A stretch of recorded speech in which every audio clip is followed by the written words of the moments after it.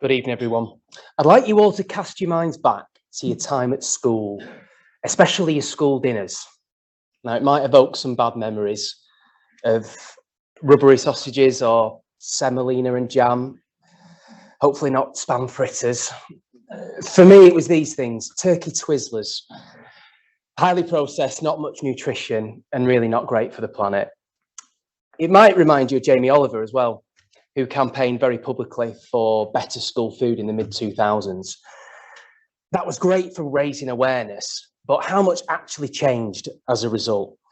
Well, the answer's not nearly enough, unfortunately. And when I launched ProVeg in the UK 5 years ago, we reviewed hundreds of primary school menus, and what we found were menus that fell miles short of where they ought to be. And from that moment on, I was determined that we would bring about the change that's needed to kickstart a revolution in school food.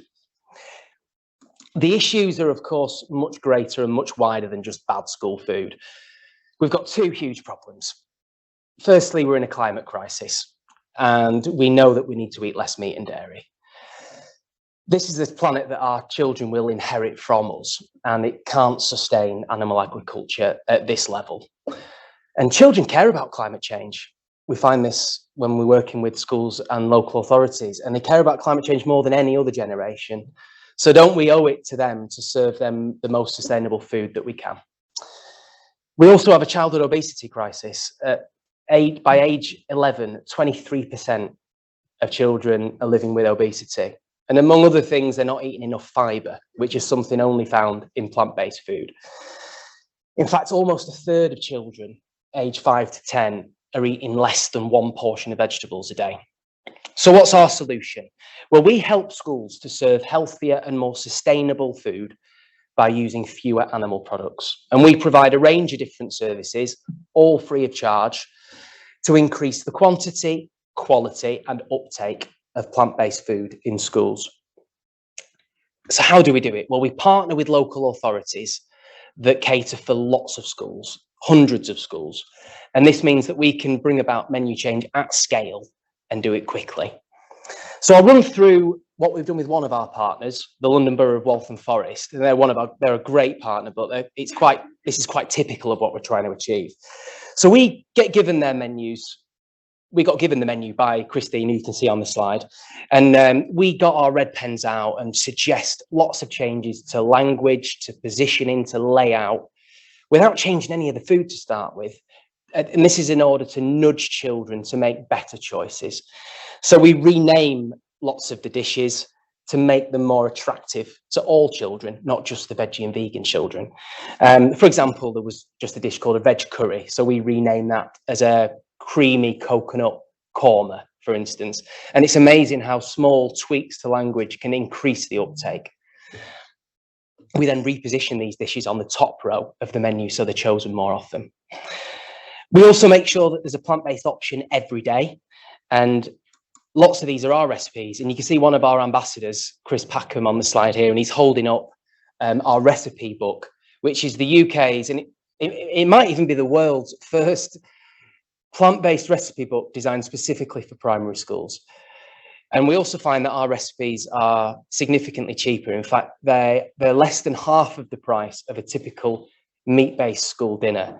And that's becoming an increasingly valuable benefit for schools and local authorities, with inflation rising and the cost of living crisis escalating.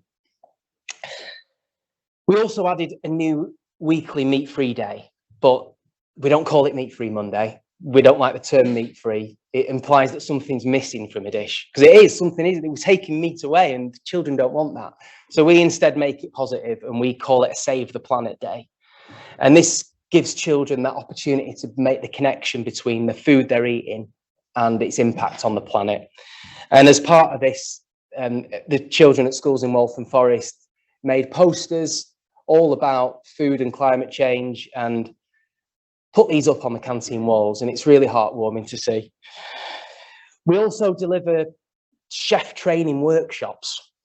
So we go into a local authority and train their development chefs to give them the tools and the techniques and the confidence to work much more comfortably with healthier and more sustainable plant-based ingredients. And this is our in-house professional chef Lisa, who's trained over 300 school caterers this year. And here's some of the actual food from our recipes. And the feedback we've had from children has just been overwhelmingly positive, and it's food that looks great and tastes great. So how far have we gone with our programme so far? Well, in the last 18 months, it's grown rapidly from just eight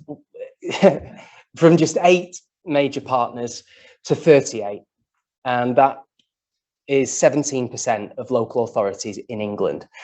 They're catering for over 3,700 schools, and this is benefiting over 600,000 children every day. So the impact that we've been able to measure so far relates to newly added meat-free days. And through just 5 of our partners introducing new meat-free days, we've been able to turn 7 million meals that were meat-based to being meat-free or plant-based. And that's just 5 of our partners. We're on 38 now. So the true impact of our work is much greater than the 7 million figure that you can see there. We've got an ambitious 3-year plan to be working with over 50% of all UK local authorities by the end of 2025. And that would be influencing the school meals for over 2 million children every day.